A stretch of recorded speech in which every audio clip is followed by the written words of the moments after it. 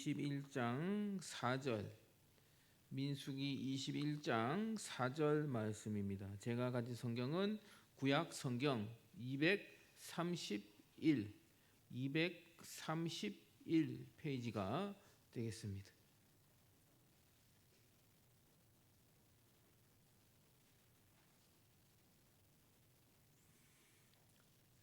다 찾으신 줄 알고 9절까지 4절부터 9절까지 제가 한 절, 여러분들이 한 절 교독하도록 하겠습니다.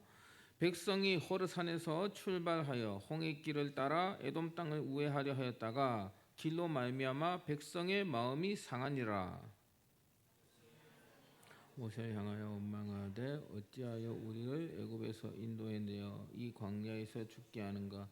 이곳에는 먹을 것도 없고 물도 없도다. 우리 마음이 이 하찮은 음식을 싫어하노라 하며 여호와께서 불뱀들을 백성 중에 보내어 백성을 물게 하심으로 이스라엘 백성 중에 죽은 자가 많은지라. 우리가 여호와와 당신을 향하여 원망함으로 범죄하였사오니 여호와께 기도하여 이 뱀들을 우리에게서 떠나게 하소서. 모세가 백성을 위하여 기도하며 여호와께서 모세에게 이르시되 불뱀을 만들어 장대 위에 매달아라. 물린 자마다 그것을 보면 살리라. 모세가 놋뱀을 만들어 장대 위에 다니 뱀에게 물린 자가 놋뱀을 쳐다본즉 모두 살더라. 아멘. 구원의 이름 예수 그리스도라는 제목으로 하나님의 말씀을 전하겠습니다. 제목이 다소 식상한 것 같지만 이보다 더 중요하고 더 본질적인 제목은 없으리라 생각됩니다. 오늘 본문은 구약에서 그리스도를 예표하는 대표적인 본문 중에 하나라고 소개할 수가 있겠습니다. 본문의 내용을 제가 간단하게 설명을 해드리자면 이스라엘 백성들이 광야를 지나갈 때 불평, 불만을 터뜨리기 시작했습니다. 민수기 21장 5절을 보면 백성이 하나님과 모세를 향하여 원망하되 어찌하여 우리를 애굽에서 인도해내어 이 광야에서 죽게 하는가. 이곳에는 먹을 것도 없고 물도 없도다. 우리 마음이 이 하찮은 음식을 싫어하노라 하매라고 불평을 했습니다. 이스라엘 백성들이 크게 불평을 한 이유가 두 가지인데요. 첫 번째는 에돔을 통과하지 않고 우회해서 홍해길로 갔다는 것입니다. 가장 먼 길로 돌아갔다는 것이죠. 그래서 길로 인하여 불평을 했고, 그리고 또 둘째는 방금 읽었듯이 광야에서 물도 없고 먹을 것도 없다고 불평을 했습니다. 물론 물이 전혀 없지는 않았겠죠. 그런데 매우 부족했을 것입니다. 그리고 또 광야에는 먹을 것이 없기 때문에 하나님께서 광야에서 만나를 내려주셨습니다. 그런데 오늘 본문에서 원망 불평하는 백성들이 만나를 이 하찮은 음식이라고 말하고 있죠. 이 하찮은 음식을 싫어하노라고 불평을 했습니다. 당시 만나는 그 당시로서는 최고로 맛있는 음식이었습니다. 하늘의 음식이니까 당연하겠죠. 민수기 11장 7절 8절에 보면 만나는 가시와 같고 모양은 진주와 같은 것이라. 백성이 두루 다니며 그것을 거두어 맷돌에 갈기도 하며 절구에 찢기도 하고 가마에 삶기도 하여 과자를 만들었으니 그 맛이 기름 섞은 과자 맛 같더라. 아멘. 그 맛이 무슨 맛이라고요? 기름 섞인 과자 맛 같았다. 이게 맛이 있다는 말입니까? 맛이 없다는 말입니까? 굉장히 맛있다는 말이죠. 지금도 여러분 기름진 음식, 기름에 튀긴 음식이 얼마나 맛있습니까? 그런데 이 시대는 4,000년, 5,000년 전 시대입니다. 이 시대에 기름 섞인 과자 맛 같았다라고 하는 것은 정말 이 세상에서 제일 맛있는 그런 음식이었다라는 뜻입니다. 그런데요, 아무리 맛있는 음식이라고 할지라도 하루 삼시 세끼를 먹다 보면은 어떻게 되겠습니까? 질릴 수밖에 없죠. 그래서 백성들이 원망하고 불평하는 것입니다. 백성들의 원망 불평하는 소리를 하나님께서 들으셨습니다. 그래서 하나님께서 불뱀을 보내어서 수많은 이스라엘 백성들이 그 불뱀에 물려 죽었다는 것입니다. 그때 백성들이 모세에게 찾아와서 여호와께서 불뱀을 물리치게 해주시옵소서, 그렇게 기도를 해주세요 라고 모세에게 부탁을 했습니다. 모세는 백성들의 부탁대로 여호와 하나님께 기도를 했더니 하나님께서 놋으로 불뱀 모양을 만들어 장대에 매달아라, 그 뱀을 쳐다보는 자는 살 것이다 라고 모세에게 말씀을 하셨습니다. 여호와의 말씀에 순종하여 놋뱀을 만들었고, 그 놋뱀을 바라본 백성들은 불뱀에 물리고도 죽지 않았다는 그런 말씀입니다. 이 말씀에서 등장하는 놋으로 만든 뱀은 구약에서 예수 그리스도를 예표하는 그런 상징입니다. 예표란 무엇입니까? 제가 전에도 말씀드렸죠. 예표라는 것은 미리 보여준다, 미리 오실 것을 예고한다, 그런 뜻입니다. 또 구약에서 예수 그리스도의 그림자이다 라고 표현할 수도 있겠습니다. 우리는 이 놋뱀 사건을 통하여 예수 그리스도에 대한 영적인 지식 두 가지를 묵상하고자 합니다. 첫 번째는요, 예수 그리스도는 우리를 원죄에서 구원하십니다. 이스라엘 백성들이 왜 이 모양일까? 왜 이렇게 개념이 없을까? 참 악한 민족이구나 라고 생각할 수도 있지만 그렇지 않습니다. 하나님은 이스라엘을 본보기로 보여주고 있을 뿐입니다. 너희도 똑같다, 너희도 이 이스라엘하고 똑같다, 너희의 모습이 바로 이 모습이다, 그런 말씀이죠. 인간은요 원래 다 똑같습니다. 하얀 사람, 까만 사람, 노란 사람 다 비슷합니다. 저와 여러분들도 저 시대에 이스라엘에 태어났더라면, 저와 여러분들도 저 시대에 출애굽 길을 걷고 있었더라면 거의 똑같을 것입니다. 인간은 호의가 계속되면 뭘로 착각한다고 했습니까? 권리로 착각한다고 그 영화 대사에도 나오는데, 이건 정말 명언입니다. 많은 사람들이 인용을 하죠. 은혜가 계속되면 감사를 잊어버리고 부족하다고 더 달라고 요구하는 것이 인간입니다. 인간이 이 모양인 이유는 왜 그렇습니까? 인간은 왜 감사를 자꾸 잊어버리고 호의를 권리라고 착각합니까? 그 이유는 한 가지입니다. 궁극적인 이유는 바로 인간은 죄인이기 때문입니다. 인간은 태생부터 죄인입니다. 인간은 피 속에 원죄가 있습니다. 하나님은 죄를 용서하지 않으시는 분이고, 하나님은 죄를 반드시 심판하시는 분입니다. 오늘 말씀에 등장하는 불뱀은 바로 죄에 대한 심판입니다. 그러나 그 심판을 피할 길을 하나님께서 주셨습니다. 바로 그 피할 길이 무엇입니까? 놋뱀을 만들어서 바라보라는 것입니다. 그 와중에도 불뱀한테 물려서 죽어가면서도 모세가 저 놋뱀을 바라보면 하나님이 산다고 하셨어 라고 복음을 전해도 그 놋뱀을 보지 않는 사람들이 많이 있었을 것입니다. 아니, 내가 불뱀에 물려서 죽어가는데 약을 줘야지, 무슨 소리를 하는 거야, 저걸 바라보면 산다고? 말도 안 되는 소리 하지 마 라고 순종하지 않다가 독이 퍼져서 죽어가는 사람들도 굉장히 많았을 것입니다. 놋뱀을 바라보기만 하면 되는데, 아니, 놋뱀을 만들려는 것도 아니고 놋을 주면서 야, 이 놋을 이 녹여서 뱀 모양을 만들어서 쳐다봐 라고 한 것도 아니잖아요. 손재주 좋은 사람이 뱀을 만들어 가지고 저 놋뱀을 쳐다만 보면 살리라고 했는데, 아니 그걸 안 해가지고 한번 쳐다보면 되는데 그걸 안 해서 죽어가는 사람들이 부지기수였다라는 것입니다. 참 너무 안타깝지만 어쩔 수 없는 것이죠. 놋뱀은 그림자일 뿐입니다. 죄와 심판의 문제를 완전히 해결할 수 있는 길을 하나님께서 우리들에게 주셨으니 바로 그 길이 예수 그리스도라는 것입니다. 세상에 여러 종교들이 있습니다. 불교, 신두교, 무슨교, 이슬람교, 많은 종교들이 있는데 그들 모든 종교들은요 나름대로 구원의 길을 말합니다.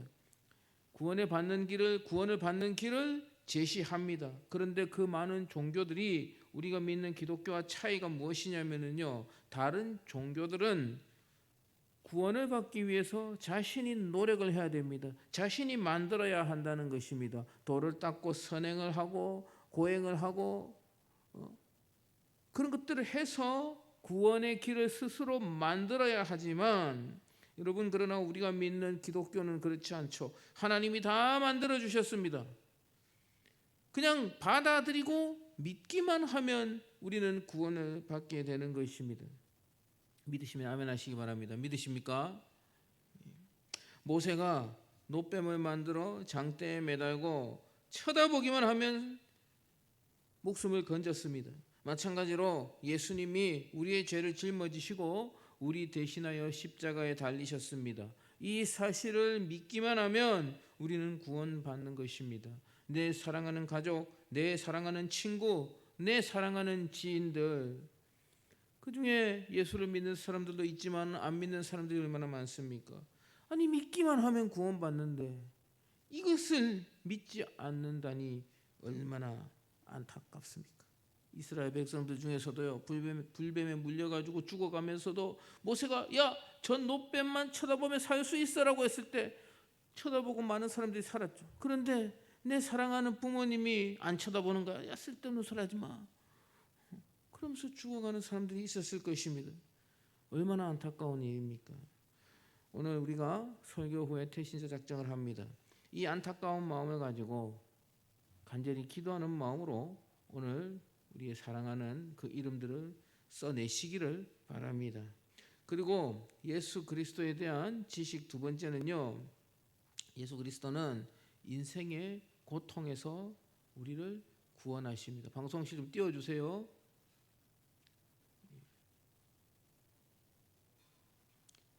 인생의 고통에서 구원하십니다. 인생의 고통은 왜 생깁니까? 결국 죄 때문에 생기는 것입니다. 타락으로 인해서 생기는 것입니다. 불뱀을 물려달라고 기도했지만 하나님은 불뱀을 물리지 않았습니다. 대신 불뱀에 물려도 죽지 않는 길을 하나님께서는 주셨다는 것입니다. 예수님을 믿어도 인생의 위험과 고통은 계속 존재합니다. 그래서 우리는 하나님께 기도합니다. 원래 인간은 하나님께 기도할 수 없는 존재입니다. 왜 인간은 원래 하나님께 기도할 수 없는 존재입니까? 죄인이기 때문이죠. 그런데 우리가 예수님을 구주로 영접하면 그 이름으로 말미암아 하나님의 자녀가 된다고 하였습니다. 요한복음 1장 12절에 영접하는 자, 곧 그 이름을 믿는 자들에게는 하나님의 자녀가 되는 권세를 주셨다고 말씀하고 있습니다. 여러분, 자녀의 권세가 무엇입니까? 여러 가지가 있습니다.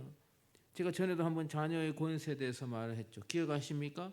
자녀가 누리는 권세, 무엇이 있습니까? 우리 옆에 우리 후배, 우리 백도건 형제, 자녀가 누리는 권세, 남정아 집사님의 자녀로서, 백성목 집사님의 자녀로서 어떤 권세를 누리고 있습니까? 어떤 권세를 누리고 있어요? 밤에 부모님 집에 들어가잖아요. 그렇죠? 그리고 또 부모님한테 엄마 아빠 용돈 좀 주세요. 줍니까 안 줍니까? 주십니까? 아직 용돈 받으십니까? 예. 어쨌든 주신단 말이지. 그리고 우리 도건이가 지금은 이제 20대가 넘었어요. 그래서 용돈 잘 못 받을 거예요. 눈치 보여서. 그런데 학교 다닐 때 어릴 적에는 엄마 이거 먹고 싶어요. 아빠 저거 사주세요 하면 부모님이 판단해서 도건이한테 필요한 건 다 사준단 말이에요. 그렇지 않습니까? 자녀가 누릴 수 있는 권리는 부모님한테 구할 수 있다는 것입니다. 부모님 이거 주세요, 저거 주세요, 이거 해주세요, 저거 해주세요 할 수 있다는 것이죠. 맡겨놓은 것도 없는데 그것이 자녀가 누리는 권세입니다. 자녀는 부모에게 해달라고 할 수 있는 자격이 있습니다. 원래 죄로 인하여 하나님과 원수된 인간이 예수님의 이름을 힘입어서 하나님의 자녀가 되었고, 자녀가 되었기 때문에 하나님께 기도할 수 있게 된 것입니다. 여러분, 이것을 정확하게 알아야 합니다. 우리가 예수님의 이름으로 기도합니다. 이 의미를, 이 뜻을 정확하게 알아야 한다는 것입니다. 그런데 여러분, 기독교라고 다 같은 기독교가 아니에요. 자유주의 신학을 가르치는 한신대학교라는 곳이 있어요. 한신대학교 신학대학원에서 과거에 몇 년 전에 체프를 했는데, 이제 신학생이 예배드리면서 이렇게 기도를 했습니다. 예수님의 이름으로 기도합니다. 아멘이라고 하지 않고 누구의 이름으로 기도했냐면요, 고난받는 민중의 이름으로 기도드렸습니다. 아멘. 그렇게 기도를 했단 말이지. 그래가지고 완전히 그 학교가 뒤집어진 그런 일들이 있었습니다. 그 교단의 원로 목사님들이 저 신학생을 제명하라고, 그러니까 신학생들이 막 데모하면서 들고 일어났어요. 이거는 교권에 의한 탄압이다. 우리 학교가 자유주의인데 왜 꼭 예수님의 이름으로만 기도해야 되느냐, 고난받는 민중의 이름으로도 기도해야 되지 않습니까 하면서 막 들고 일어났던 그런 때가 있었습니다. 여러분, 말이 안 되죠. 물론 우리가 고난받는 사람들, 가난한 사람들 도와야 하지만 그거하고는 전혀 상관없는 일이에요. 우리가 기도할 수 있는 근거는 오직 누구의 이름? 예수 그리스도의 이름. 그 이름 덕분에 우리가 하나님께 나와 기도할 수 있는 것이지, 그 예수 그리스도의 이름이 없다면 우리는 하나님과 죄인일 뿐이고 하나님과 원수일 뿐이다 라는 것입니다. 우리가 예수님의 이름을 힘입어 기도할 때 하나님께서는 그 기도를 들으십니다. 그리고 우리 인생의 고통과 우리의 인생의 문제들을 하나님의 가장 선하신 방법으로 가장 선하신 때에 그 문제들을 해결해 주신다는 것입니다. 사랑하는 청년 여러분, 여러분들의 고통은 무엇입니까? 여러분들의 문제는 무엇입니까? 여러분들의 자존감을 떨어뜨리고 여러분들을 불안하게 만드는 것은 무엇이냐? 그런 말씀입니다. 다들 가지고 있을 것입니다. 하나님께서는 예수님의 이름으로 기도하라고 말씀하셨습니다. 기도해도 당장 해결해 주시지 않을 때도 있지만 시간이 지나 보면은요, 그 문제나 그 고통들이 해결되어 있음을 보게 됩니다. 또 그 문제나 고통을 통하여 합력하여 선이 이루어져 있는 것을 보게 되는 것입니다. 하나님께서는 우리의 기도를 들으시고 당장 해결해 주시든지 시간이 지나서 해결해 주시든지 그 모든 것들을 통틀어서 예수님이 우리 인생의 고통과 문제에서 구원을 해 주신다고 말씀드리는 것입니다. 말씀을 정리하겠습니다. 예수 그리스도는 우리들을 구원하시는 분입니다. 예수 그리스도는 우리의 구원자이시고 구원의 이름 예수 그리스도이십니다. 예수님 첫 번째는요, 우리를 원죄에서 구원해 주십니다. 한번 죽는 것은 사람에게 정한 것이고 그 이후는 심판이 있는데 우리 인간은 모두가 죄인이기 때문에 영원한 지옥을 향해 달려갈 수밖에 없는 것이 인생입니다. 그 원죄로부터 구원해 주실 분이 바로 예수 그리스도입니다. 그 예수 그리스도의 이름 외에 다른 이름은 없습니다. 그 어떤 것도 우리를 원죄에서 구원해 줄 수 없습니다. 그 어떤 이름도 지옥으로 달려가는 우리를 구원해 줄 수 없습니다. 오직 예수 그리스도 한 분뿐입니다. 그리고 두 번째는요, 예수 그리스도는 우리의 인생의 고통과 우리 인생의 문제에서 구원해 주십니다. 우리 인생의 고통과 문제는 우리의 죄악으로부터 나오는 것입니다. 우리가 죄로 인하여 타락하지 않았다면 인생은 고통이나 문제가 생기지 않고 죽음도 찾아오지 않고 영원히 하나님 안에서 안식과 평안을 누리도록 살아갈 것인데, 죄로 인하여 인생의 고통과 문제가 생기는 것입니다. 이 모든 현실적인 고통과 문제에서 구원해 주시는 분이 바로 예수 그리스도입니다. 우리가 예수 그리스도의 그 이름을 붙들고 하나님 앞에 기도할 때 하나님께서 그 기도를 들으시고 우리에게 응답해 주시기 때문입니다. 예수 그리스도로 말미암아 누리는 구원의 기쁨과 구원의 감사가 회복되고 충만해지는 저와 여러분들이 되시기를 주님의 이름으로 간절히 축복합니다. 간절히 축복합니다. 예, 우리 한번 통성으로 한번 기도했으면은 좋겠습니다.